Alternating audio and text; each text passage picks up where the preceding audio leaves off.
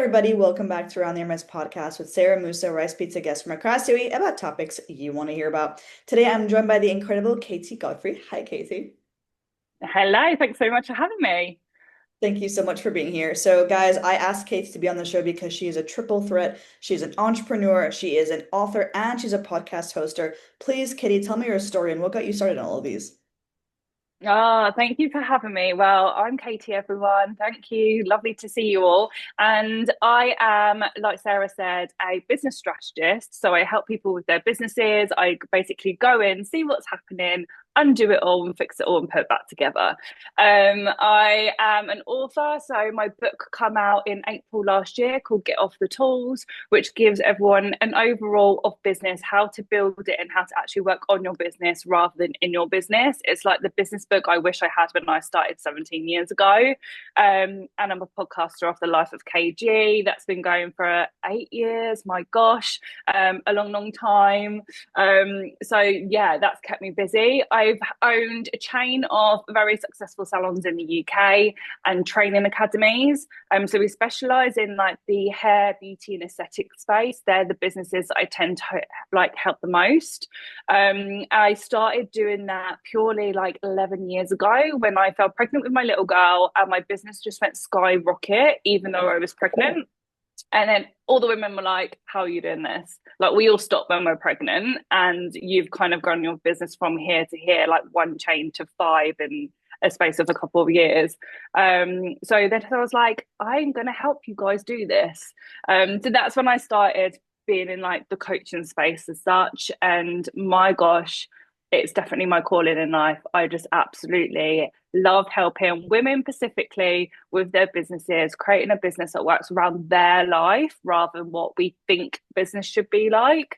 And yeah, I just absolutely love it. I love that. So obviously, like there's a lot that kind of you're juggling at the same time, from kind of running the salons to obviously being kind of like a business coach and obviously writing your book. What would you feel is something that helped you kind of navigate the challenges, the day-to-day kind of challenges of juggling all of those? Juggling and time management is one of the biggest like battles with everything, like especially then when we chuck kids in the mix. One of mine's also homeschooled, so yeah, it's not easy, but it does really come down to that time management, like, and being really strict with it and saying no. My biggest tip is always like, don't try and blend everything into one. If you're looking after your kids, for example, don't try and work on the side. You're just going to be stressed. You're going to be aggy with your kids. It just doesn't work. So I'm like, I know you have to do that every now and then, rarely, but if you're working on a business, give it 100%. If you're doing like, if you're with your kids, give it 100%. Time block things. So it might be like, right, in the morning, I'm working on social media, content creation. In the afternoon, I've got meetings.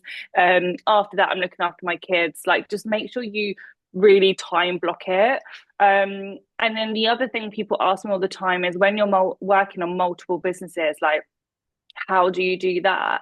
Where it's like, have a day per business. That's what really helped me. I remember years ago being like, oh my God, I'm going from trying to sell product to try and help teams to try and sell training courses all in one day. And your brain's going from one thing to another to another. And it's just way too much. It just causes overwhelm. So instead, we have like a day per company, and then rotate it. So every business has still 100% of us. Because the more companies you have, especially if you're very much in them, you're just splitting your time, which then means it's not getting 100% of your energy, which then is not 100% going to work. So you really just have to manage that accordingly. I see. That's very cool. It's interesting how you kind of almost can visualize the blocks of time that you're carving out for everything. I think it makes you feel like you have the most control over your schedule in that sense. Obviously, ad hoc things will come up, but it's the idea that you are creating the carving out those sections to ensure that that is fully focused. And I like the idea of 1 day per business. I think that's a really interesting like thought, like to not feel overwhelmed and feel like there's 4 or 5 different projects coming at the same time. It's nice to kind of like I'm a visual learner, so I'm visualizing like blocks in my calendar. I'm like, oh, that gives me so much relief. Yeah, definitely. And there's always that, to-do list that's never ending that everyone just looks at and gets really stressed about. But unfortunately, that's just not going to go. Like, it's just not going to go. I always just say, like, just have like 3 tasks a day that you really want to achieve, that when you know, do you know what, when I've achieved these, like I've conquered today. And that feels so much better than looking at a never ending to-do list where you're like, this is never going to stop. So yeah, it's just managing it and giving yourself grace. Like running a business is hard work. Like you just got to manage it as best as you can. I feel you. And what is any kind of like funny or surprising or wild moments that have happened to you in this process? Um, the whole 17 years has been absolutely wild in itself. I think COVID for us was like a massive thing. Trying to like think about what am I doing? How am I doing this? Trying to process like what we should do before we've been told what to do. And then on that time, I was like on every news channel trying to give advice. I feel currently right now, I've gone back in the past where I'm now doing this for obviously the UAE with the situation that we're in now. So I'm like, whoa, we're doing COVID again times 10. This is interesting. So that's been a real wild thing being in business during now 2 times that, you know, that's happened in our life that we maybe should never have to go through. Um, so I'd say that's been like one of the most like challenging sprung on things that's happened. Um, Funny things. Um, I would say the beast that I've created in my daughter, she's like the next upcoming entrepreneur and she'll come in staff meetings and I sometimes have to be like, who is the entrepreneur here? It's definitely not you. She literally butts in, she tells them off. She's like, where is the customer service in here? You haven't even offered me a drink. Bear in mind she's 10.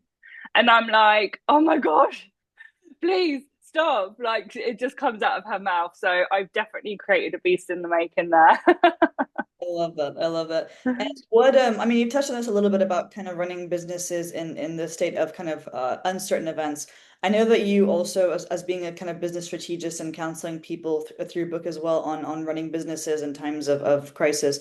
What would you say is something that you want kind of the, small to medium business owners to hear when we go through times like this?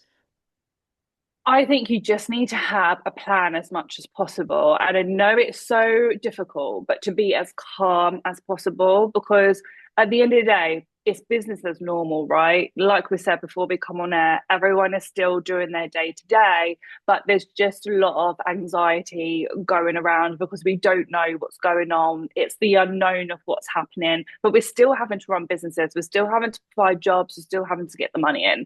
So ultimately, you need to be super calm as much as possible, even if that's just poker face while you're in the business, because then that will feed off to your clients. I think putting things in place like how can you create that calm environment right now? Does that mean that we need to change the music in the businesses? Loud music is quite triggering right now. Everyone's a little bit jumpy. Do we need to bring certain scents into our businesses if people are walking in so it creates that sense of calm?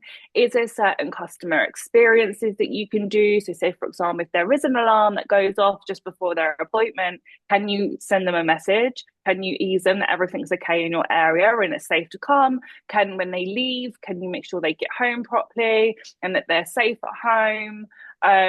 Quiet time, I feel, is big. Lots of people, especially in the beauty and wellness space, we still need these treatments as part of our, our mindset, our well-being, our, mental health. Like, and that's a real thing when it comes to our industry. People need that time out where most people are very busy. So when they sit in that chair, it's like, okay, I've got time to relax. So actually, can you introduce maybe quiet time where it is like no speaking if the client doesn't want it and they just want like to have some calm time? Can you have what I've said to some of my clients, like a no war chat? Like, can we not chat about the world right now? Like, they're sick of it at home, they're worried, all of those. So, can your space just be no chat about that subject? Like, leave it all behind as much as you can just for an hour. So, there's loads that you can do to like plan into your business. Just to still make it like a necessity for people to come in and creating that calm environment during these times. But you just still, even though with business is normal, you still got to keep going. You still got to make sure you're visible online. You still got to make sure you're doing your marketing. we have to just carry on as normal because at some point it's going to stop, right? And we want to make sure that the business is still carrying on. Well, I really appreciate your honesty and candid thoughts there, Katie. Thank you so much for being human, but also being realistic and being the kind of voice of reason in the midst of the chaos. So thank you so much for sharing your thoughts with me today. So welcome. Well, have a great rest of your day, and I'll see you all soon. Take care, guys. See you next time. Amazing. But thanks for having me. Bye.